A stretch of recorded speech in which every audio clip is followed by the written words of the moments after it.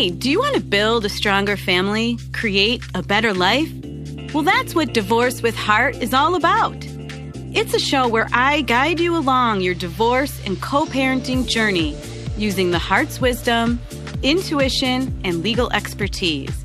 So sit back, take a deep breath, relax. My name is Gina DiPrima. Let's get started.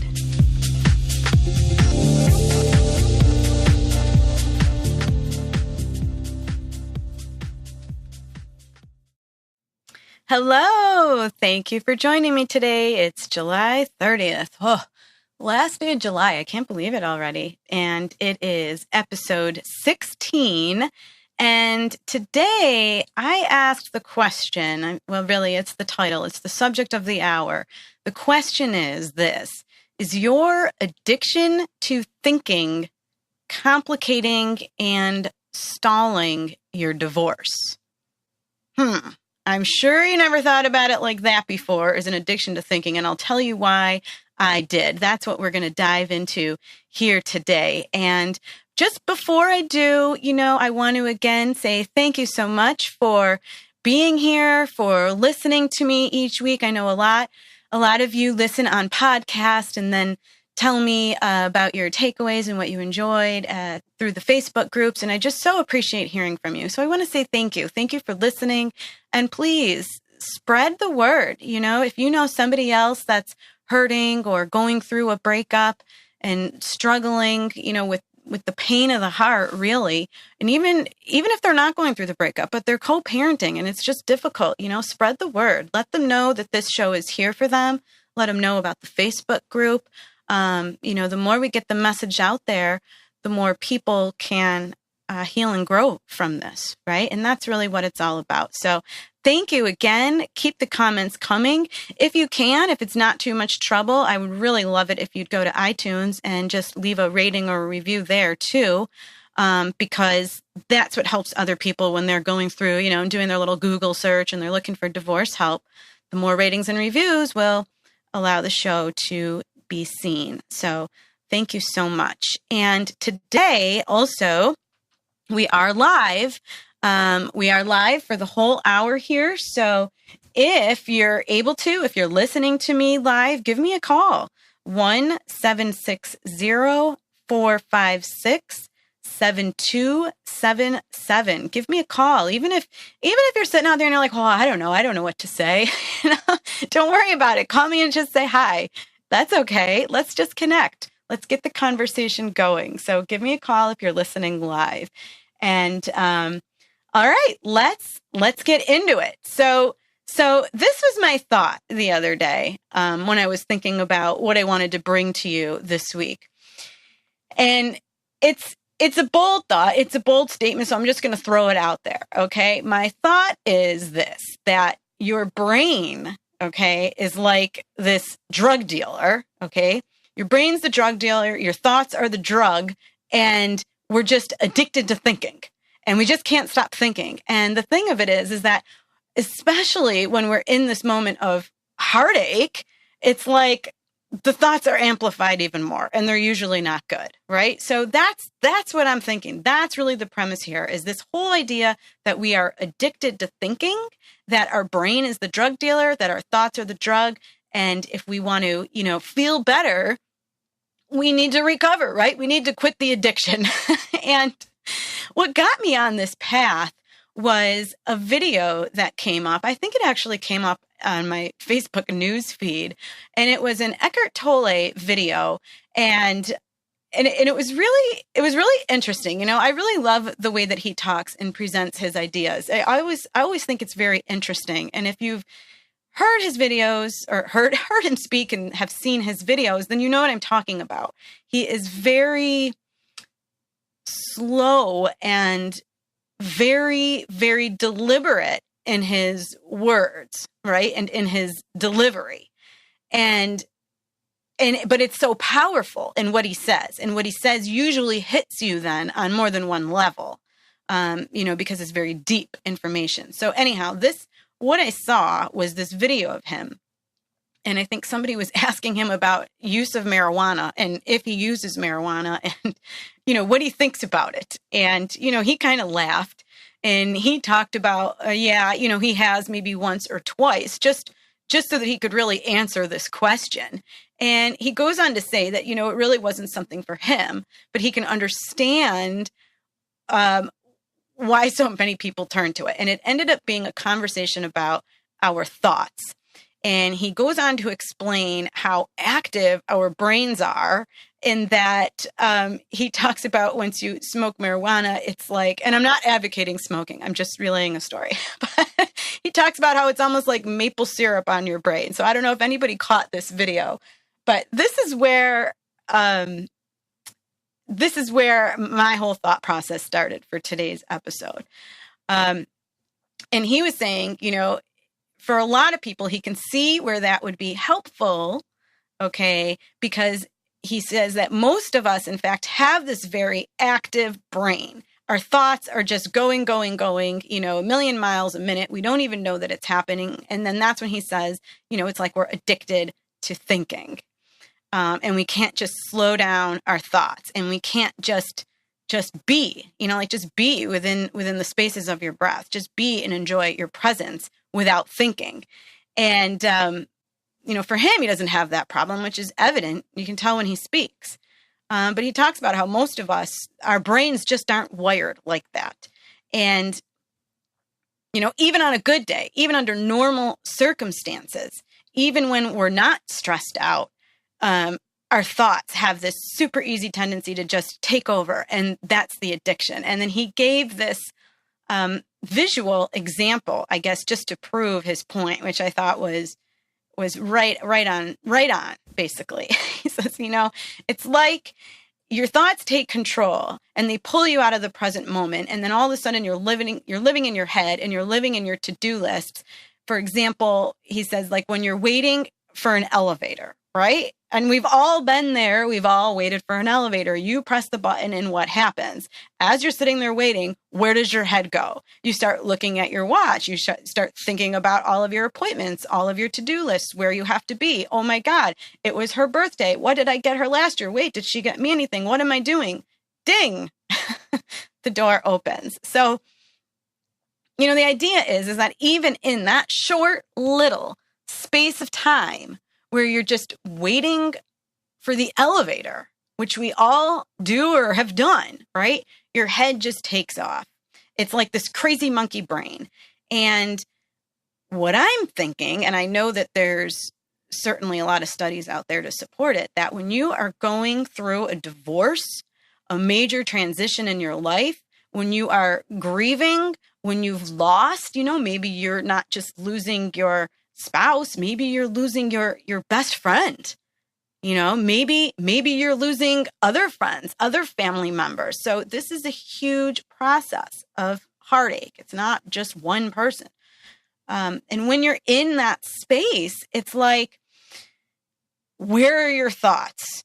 Well, I think your thoughts are all anxiety provoking thoughts. They're all fear, not all, but many of them, right? Fear-based thoughts. And when you're thinking and having all of this, anxiety type of thoughts of where am I going to be? How am I going to, afford the house? Now I have to move.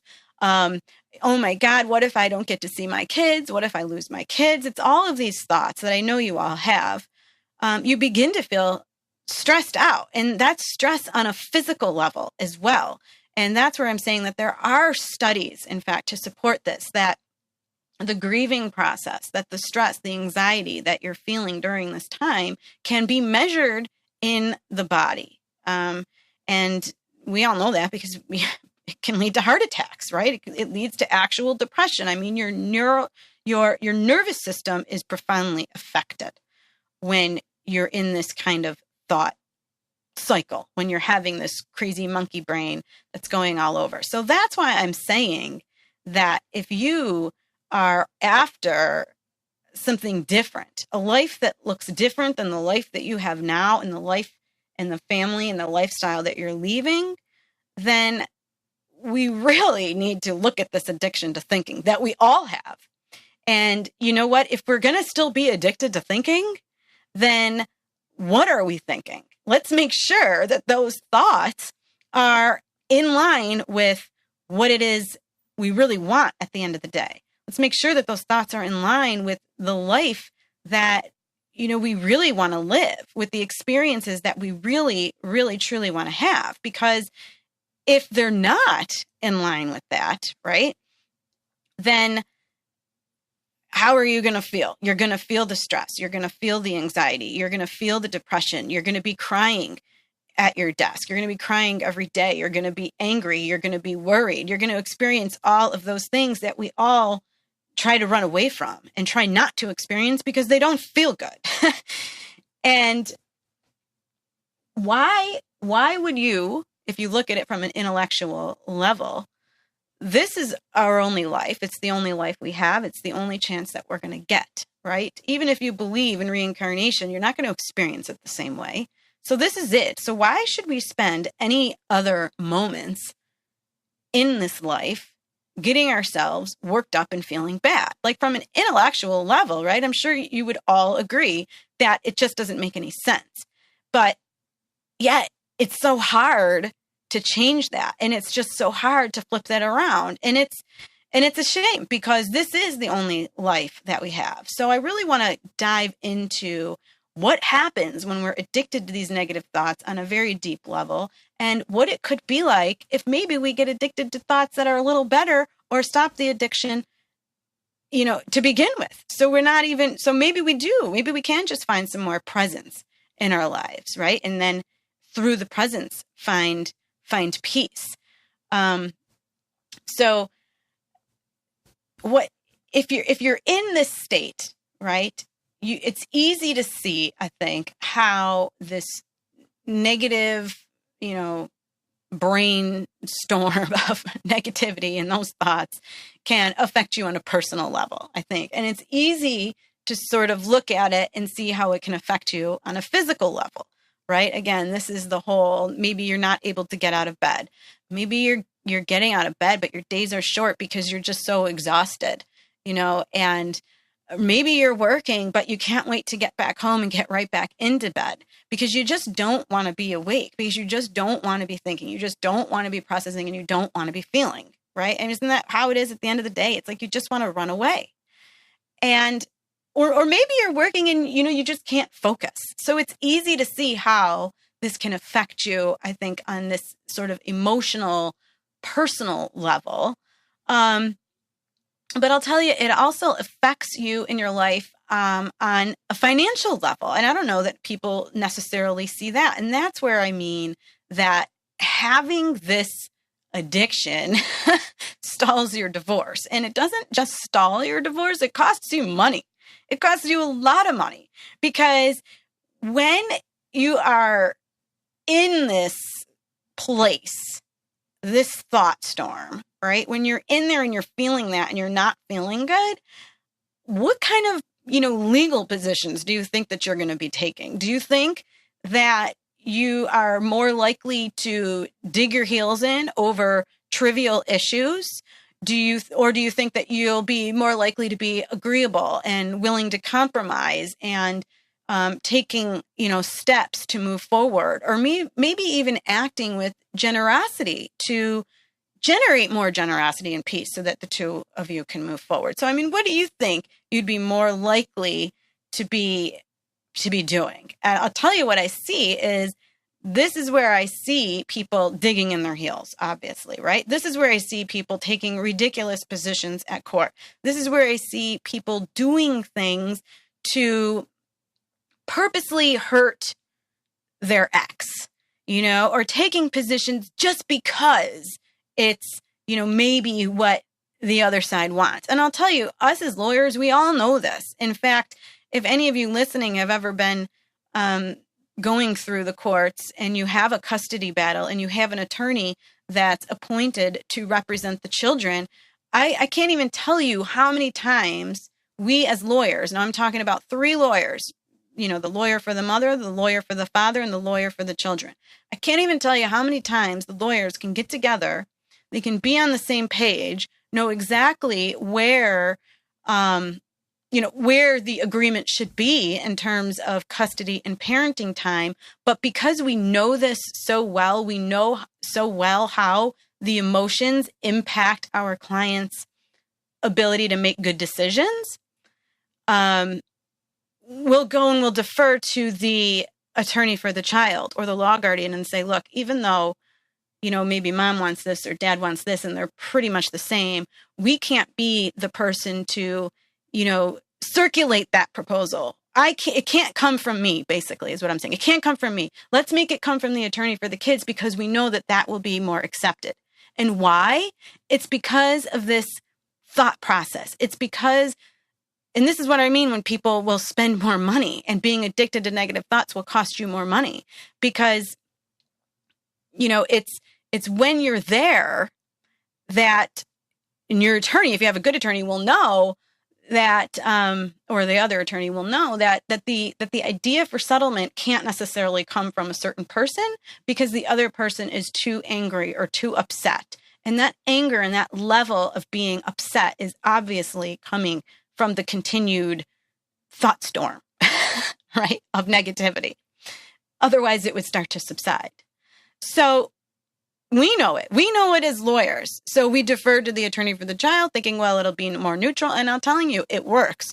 So basically, the long and short of it is that if I'm acting and advocating for a mother, I might know exactly what it is. But I know, for example, that the father is too upset or whatever the case may be. So it's going to be more, we're more likely to get an agreement, and that the father would be more receptive to the idea if it came from the attorney for the child. That's what I'm talking about. And every good lawyer knows it. Okay. So you need to know it too, because if you can't stop this addiction to negative thoughts, it costs you more money in legal fees. Because you are going to be taking these positions or acting in ways that are almost counterproductive to what you actually want in the end, right? Which is to have a happy life, to have an easy life, to have a life where you can communicate with your ex for the sake of the kids. So what'll happen is you'll be so rooted in the pain that results from this thought storm that all of a sudden your attorney's got to do, mass discovery demands and send out crazy amounts of subpoenas because you're so mistrusting and you don't believe anything that's being said, even though it's right in front of you, black and white, right? Or, maybe you're going to lose money because the other side now is so upset about what's going on that they're just going to drag their feet. They're just not going to agree to anything. Well, I tell you what, time is money. And you know this if you have a lawyer. Every time you talk to your lawyer, you're spending money. And I know you know this. It's expensive. Even just texting your lawyer is expensive. So what happens if one spouse is just dragging their feet? Well, there you go. What could have been settled within, maybe a few $1,000s, all of a sudden could become a $20,000 case. $20,000 expense. Now that's money that you could have spent on a vacation. That's money that you could have spent enjoying your kids, right? That's money you could have put toward their education. So I just really want you to understand as fully and deeply as possible the cost of being addicted to your thinking and the cost of having negative thoughts, right? It does affect you very much so on a financial level when you're in this process going through divorce, even after, okay, maybe you've already divorced, but it's still going to cost you because this is the place where you see people that are constantly resorting to the courts to solve their problem, right? They've got a little access issue, a parenting schedule issue, something like that.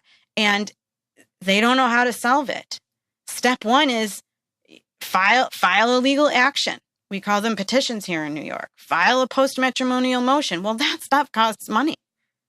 So the quicker you can understand and master this kind of a thing, mastering your mind, which I'm going to share that example with you in a little bit, but the quicker you can do that, then the better off you're going to be. Your divorce, if you're going through it right now, will It will. I don't guarantee many things, but I would guarantee you this. It will come to a resolution a heck of a lot quicker than it would if you don't hear and understand what I'm saying. Okay? I guarantee you, you will save money in legal fees. Okay? I guarantee you that all of a sudden you're going to start to enjoy life better.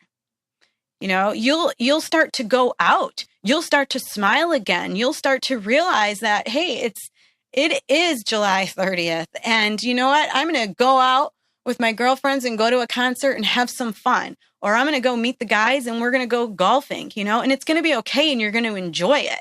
You're going to start exercising again, right? You're going to start living again if you can master these ideas that I'm talking about.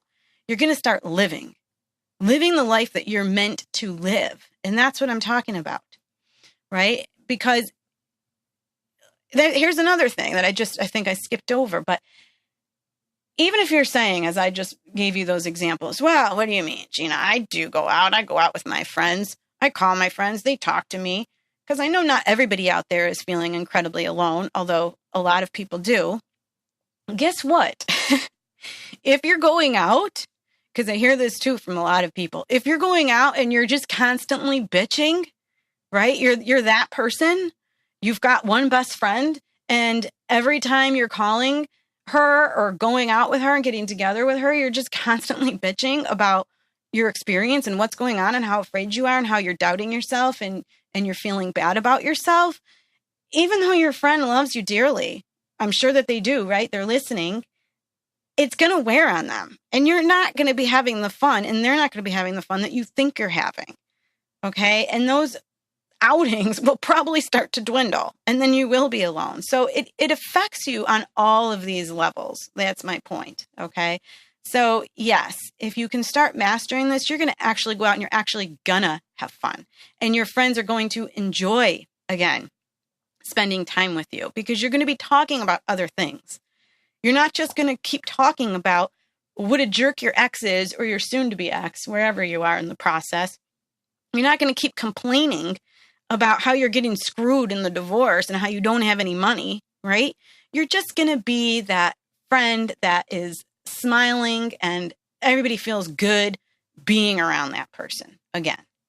So I hope I've painted the picture here and that you can see the importance of what I'm talking about, which is quitting this addiction to our negative thinking and really being a master of our mind. Okay. And I know that, yeah, I'm just saying this.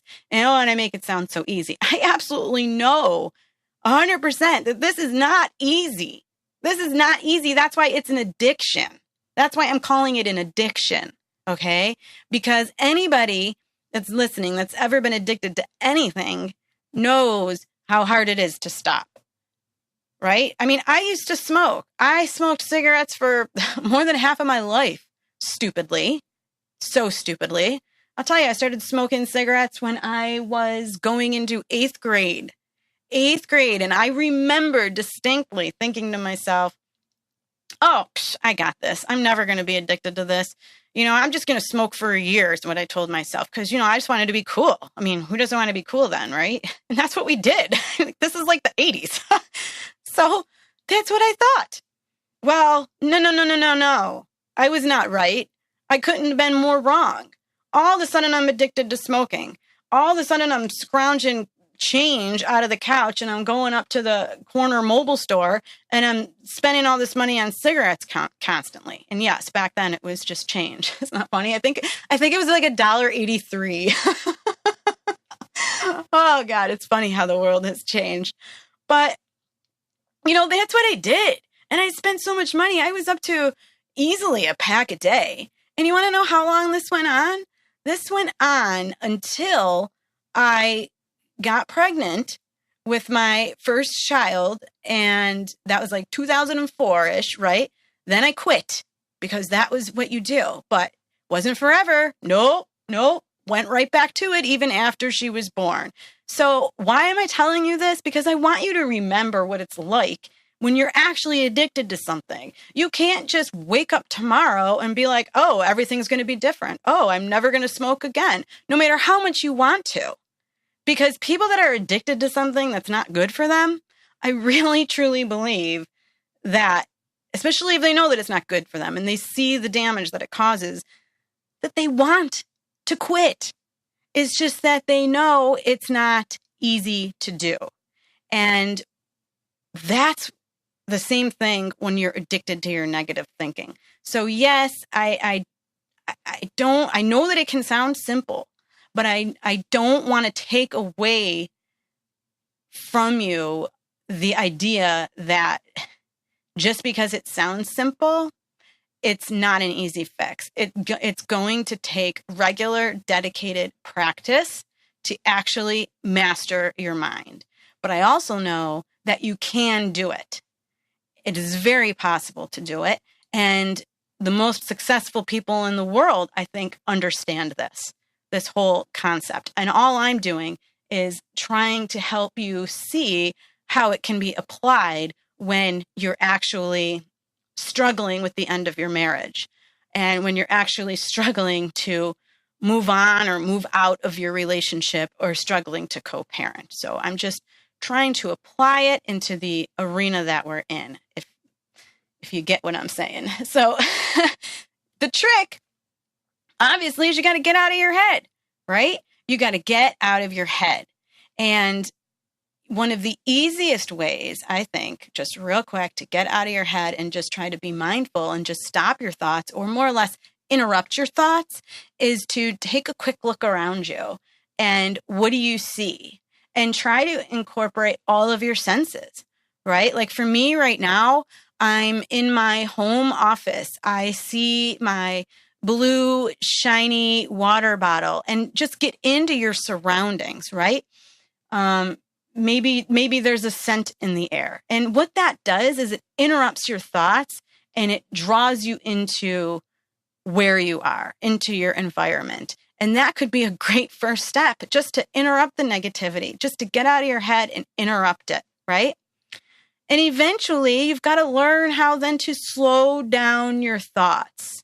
Slow down your thoughts. Maybe we can all get to that place where it appears that Eckhart Tolle is at, with very slow, deliberate, insightful thinking. You know, you can just tell that his thinking and his energy is creating everything around him, and he knows it and he thinks it, and everything is done deliberately and from the heart. And that's the trick too. Got to start operating and living life from your heart. It's like, got to let the heart take over, not the head. Because when you're going through this, of course, the thoughts live in your head and they want to take you all over the place. They want to just pull you off your center, right? Pull you out of the present. But they're driving you down, path of hell, basically, instead of, the golden brick road or whatever. So we've got to slow down our thoughts, start leading life from our heart, and getting our heart and our mind to start working together again. And those are really the steps and what you need to do in order to master your mind and start to get into that place where you're no longer addicted to negative thinking. So when we come back, we're going to keep talking about this, and I'm just going to share a little example with you of how I've seen this showing up in my life. And also maybe you'll hear a little bit more about yourself in there. So again, we are live. Give me a call, because I'd also love to take some calls when we come back for the second half of the hour, answer any questions you have, and just see how you're doing.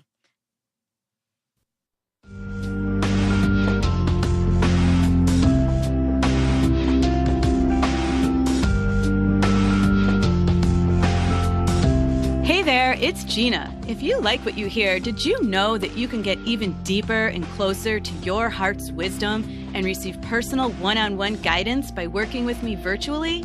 If you're sick of drowning in frustration and overwhelm and ready to flow through your divorce and co-parenting challenges, then go to my website and book a call with me. That's deprima.com. DEPRIMA law.com. or you can find me on Facebook at DePrima Law. Talk to you soon.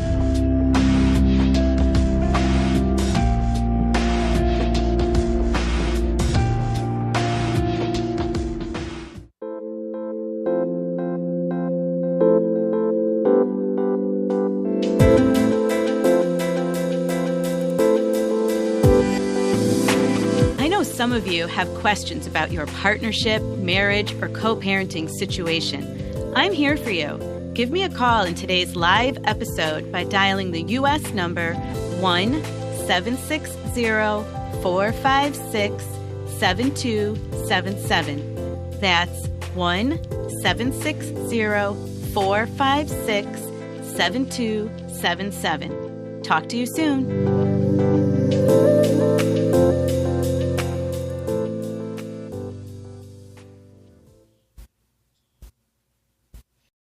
Okay, we're back. And if you're just tuning in now, we are talking today about how we're addicted to thinking. How, I got this idea after watching an Eckhart Tolle video, how it's like, if you don't believe it, watch what happens. Watch what you do when you're doing something simple, like waiting for the elevator. Watch where your head goes. That's what I'm talking about. That's what we're looking at today, is how our addiction to negative thinking can really hold us back from starting over, from moving on, and how it's this addiction to our negative thinking that can really stall our divorce, cost us money, cost us heartache, cost us friends. I mean, the list is endless, right? So that's where we are. And again, I just want to remind you that we are live, and I'd love to hear from you. In fact, let me just check the Facebook group super quick here, if I can, because I believe I posted a question that I would answer. Nope, I'm not seeing it. Because I know some people might just be shy to call in at times. Nope, lots of likes and shares. Okay, just wanted to check it to make sure nobody had posted a question for me.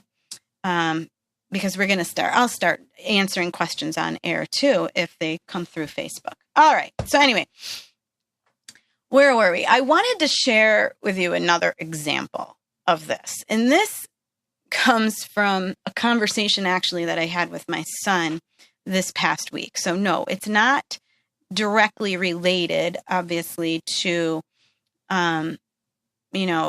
any of my clients necessarily, or anybody that I know this week. And it's not a direct relation to somebody going through a divorce, but I applied this whole concept in a conversation that I had with my son. And I want to share it with you too, because I think, sometimes if we look at how we talk to our kids and how we treat our kids, and just the way that we explain things to them, it's kind of like, I don't know, what we need to hear ourselves, right? It's like, it's what we need to start telling ourselves, because, have you ever been in the situation, right, where it's like, it's easy to see something in somebody else, or it's easy to help somebody else, but it's like, you don't necessarily always see it in yourself. So that's what I'm saying. And when you look at a parent to a child, they're always coming from this place of love. So that's what's really prompting me to want to share this with you. I think it's really the same concept. It's the same idea, but, applied in a different arena. So anyways, I think it'll help to shed some more light on this. And I hope that it does. So what happened this past week, now my son is 11 years old. Okay. And he's a really good athlete. He's an 11-year-old boy. And that's what we do over here in Western New York for the most part.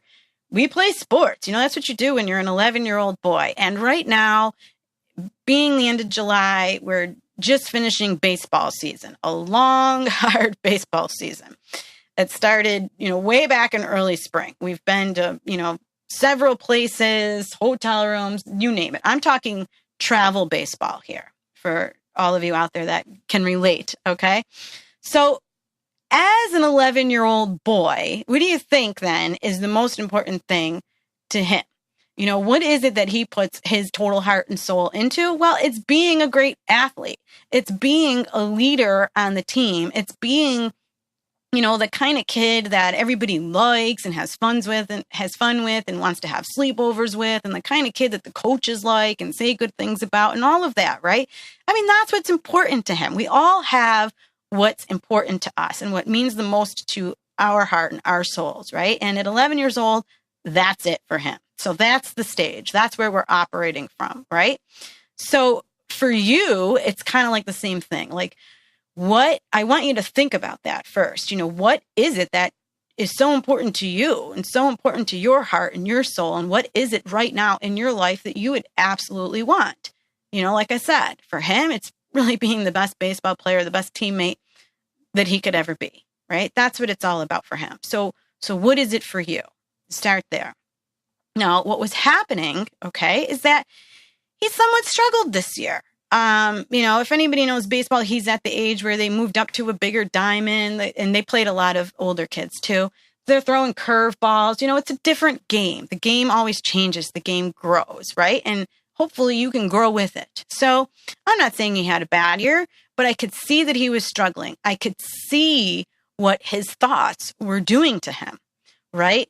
And it was easy to see because he's 11. And 11-year-olds, they wear their feelings and their thoughts right on their sleeve half the time, no matter what, I think, right?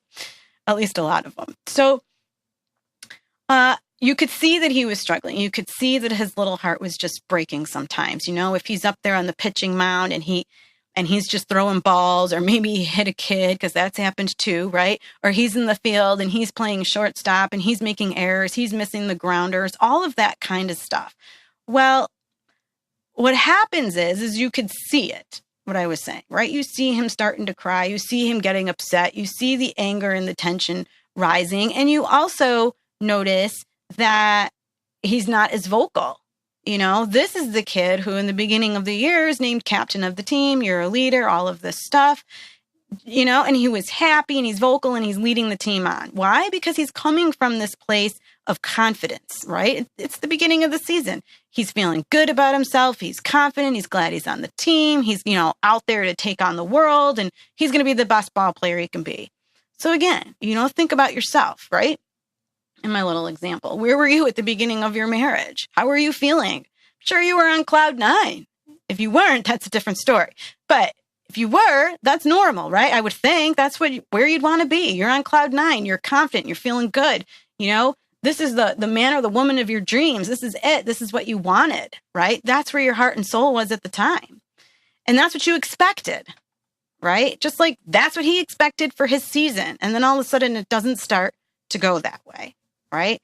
So that's what this conversation was about when I had this conversation with him. And the point of the conversation, again, was to tell him, as I'm telling you, that if there's anything that you want, something that you want to achieve, something that is coming from your heart and your soul that you absolutely want, the essential first step, or an essential step, I hate to call it a first because this is something you have to do daily. The essential step to success is mastering your thoughts. Because the only thing that stands in your way of where you are now and where you want to be are your thoughts, right? So I was telling him, you want to be a great captain.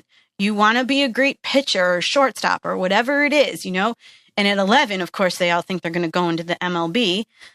So basically, I'm relating to him like that. And I'm telling him, if that's you and that's what you want to be, right, then you need to stop telling yourself things like, I suck. I'm not going to get any better. I don't deserve this team. I'm the worst. All of that. Because, and I know that you guys know this. I know if you have kids, you know exactly what I'm talking about, right?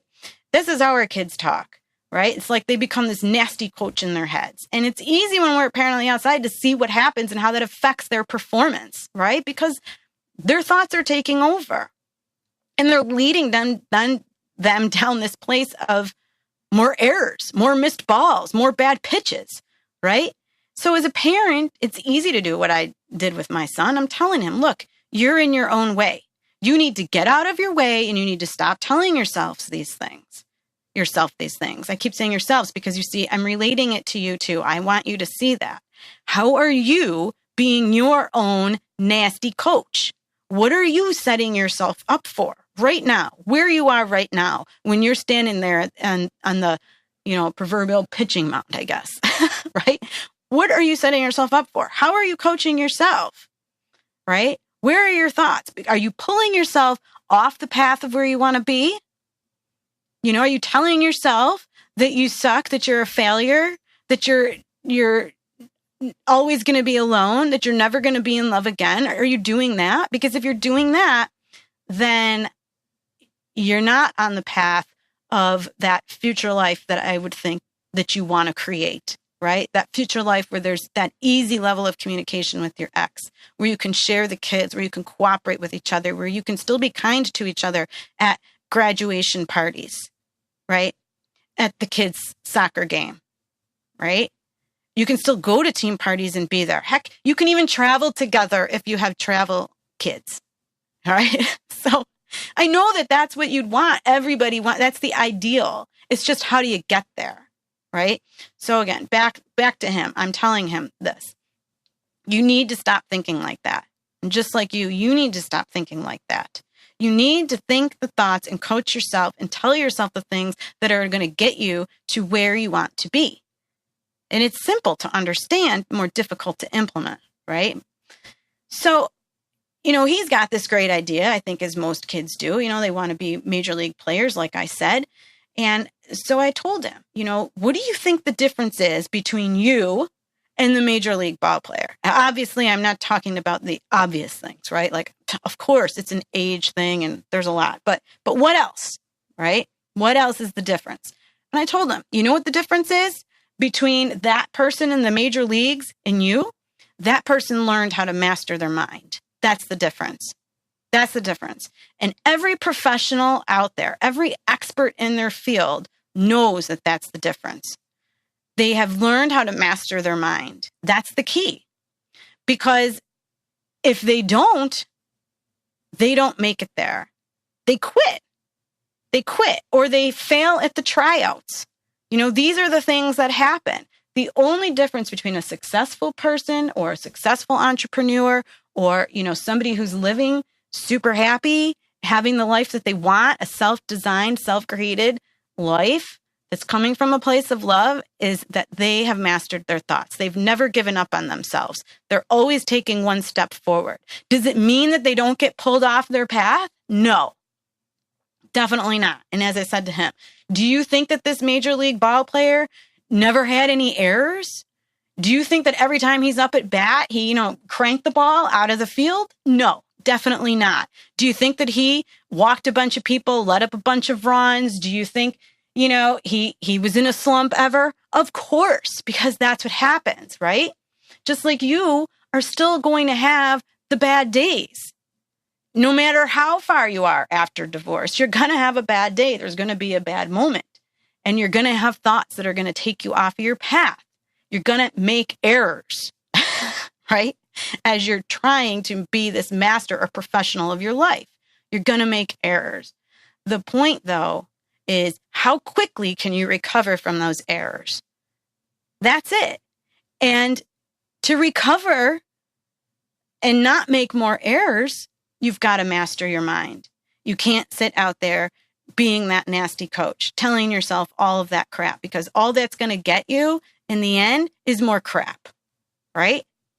More arguments, more power struggles, delay in your legal action. That's what you're going to get. More jealousy, more actions taken out of, revenge or retribution. Like, you're going to receive that because you're also generating something that's going to produce that. Okay.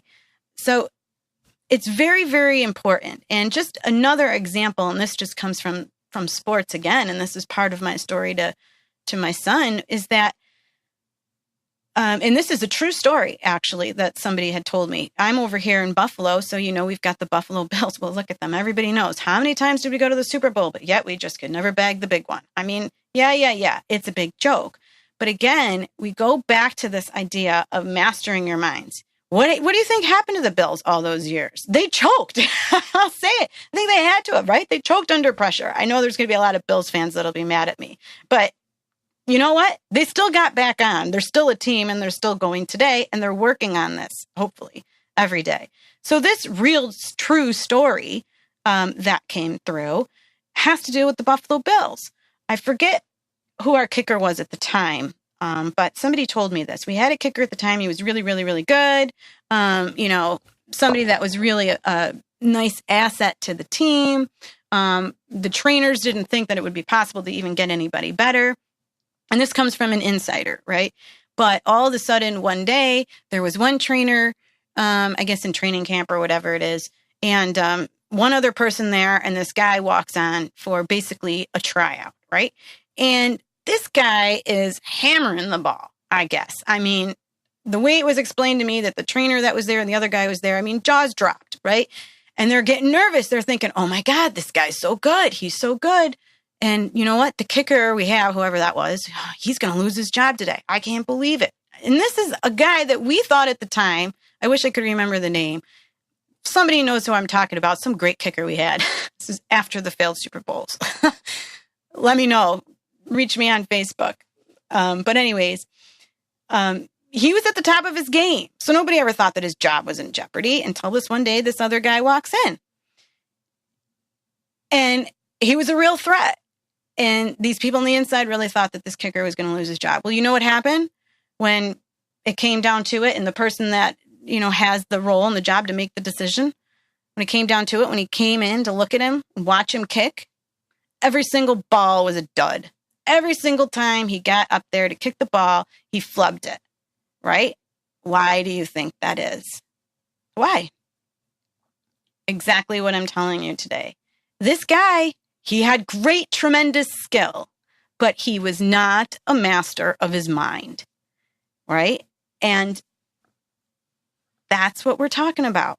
It applies to your life, just like it applies to my son, as 11 years old, on his little baseball team.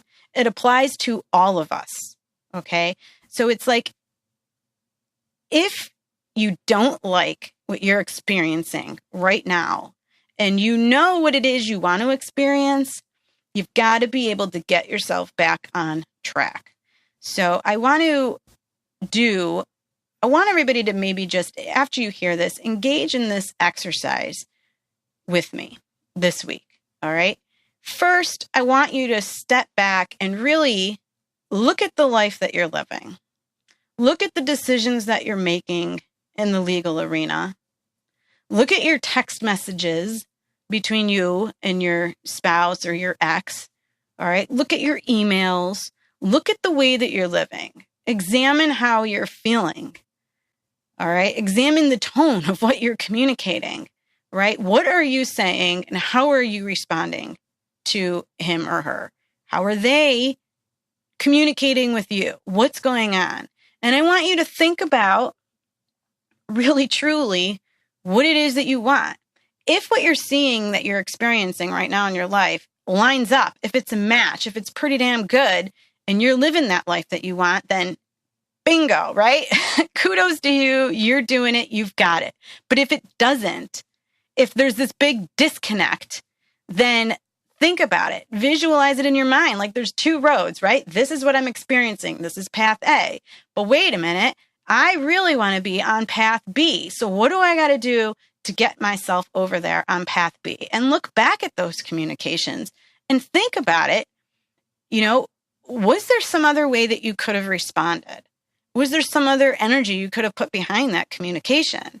Were you too quick to jump to assuming that the communication was an insult or a criticism? Is there another way to look at it?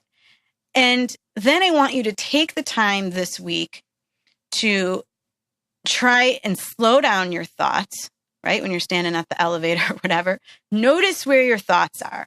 Ask yourself, what path am I on? Am I on path A? Am I on path B? Am I where I want to be or not? Right? And take the time to examine what your thoughts are and try to just slow them down.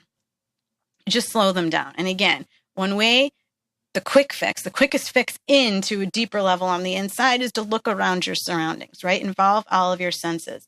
Because that'll just do a quick interruption of wherever that head spin, train was taking you, right? It'll just quickly interrupt it. And then you can go back and you can hear the things that maybe you were saying or about to say, right? All that negative stuff, like, how am I going to survive? How am I going to make it? I'm always going to be alone. I'm going to lose my kids. Life is so unfair. I was so happy in the beginning. I trusted that this was going to work out. Why isn't it working out? That head spin, because I know you all have it. I know it's going on. All right. Or what's another head spin, I think?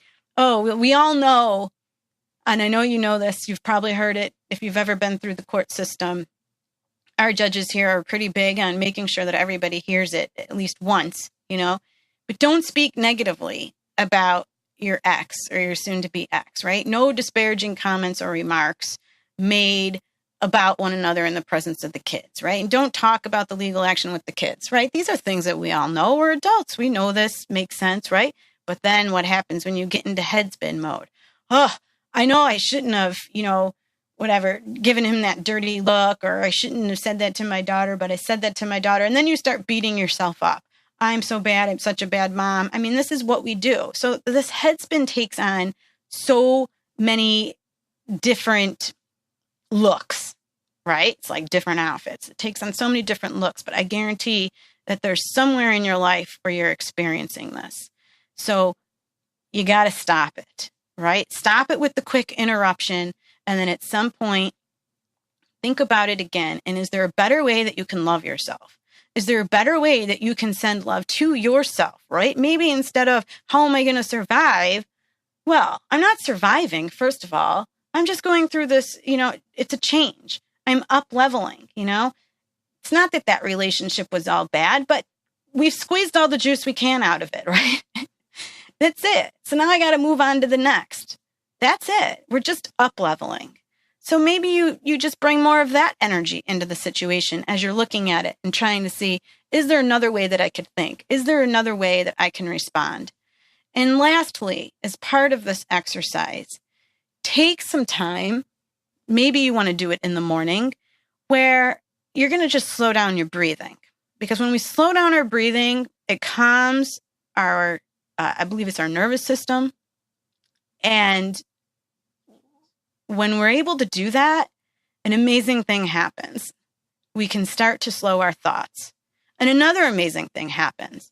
Our heart and our brain, they start to work together instead of just, this crazy driver in our head that's taking us off on all the wrong roads, right? So wouldn't it be nice to have them work together? Well, this is how you do it. And this comes from heart math. So there's a lot of science behind this too. But you just take a few minutes. Maybe it's just 3 minutes. Do it for 7 days straight and let me know how you feel. You put your hand over your heart and you breathe. And you intentionally slow down your breath. And as you're breathing, I want you to imagine that you are breathing in and out through your heart. Through your heart. And you might even imagine that you're breathing in a color if that helps you. But I want you to keep your hand over your heart and basically breathe through your heart and stay with that. Make 3 minutes your goal. Okay? If that seems too long, do 2. But keep your hand there and breathe in and out of your heart. And if you want to stay longer, then start to call to your mind some memory that maybe you had that made you happy. Call that to your mind. And as you call that to your mind, recall all those happy feelings that you had. It's a feeling state. And keep that feeling state in your heart and breathe that feeling in and out of your heart. Do that for 7 days. 3 minutes if you can, along with those questions that I suggested and the other way to interrupt your negative thoughts. And report back to me. I want to see how this works for you. I want to see if this helps you to start to become that master. I want to know, is this going to help you to become that professional, that expert of your life? Are you creating a future life of happiness, or are you creating a nightmare, right? Are you just going to create a future life of misery, a future life of the power struggles and the arguments and the fighting, and the list goes on, right? See where you're at. Report back to me. I would love, love, love to hear how this lands for you. And as always, reach out to me, participate. Divorce with Heart. We're on Facebook. It's a great group. We're growing and we're all there for each other. Send me some love on Facebook if you can. And any questions, reach out. I'm divorcewheart@dprimalaw.com. divorcewheart@dprimalaw.com if you wanted to communicate with me privately. And have a beautiful week. See you in 7. Thank you so much for joining me today. Come back next week and be sure to visit my website at dprimalaw.com to book a call, or let's connect on Facebook at dprimalaw, where you can join my group for more support. Please remember that the information shared is for general and entertainment purposes only, and that by calling in or messaging me, we are not creating an attorney-client relationship, and my advice is not intended to be legal advice. For specific legal advice, please contact a lawyer in your jurisdiction. This show is brought to you by InflowRadio.com, the best curated talk radio network for personal development, wellness, spirituality, and conscious business.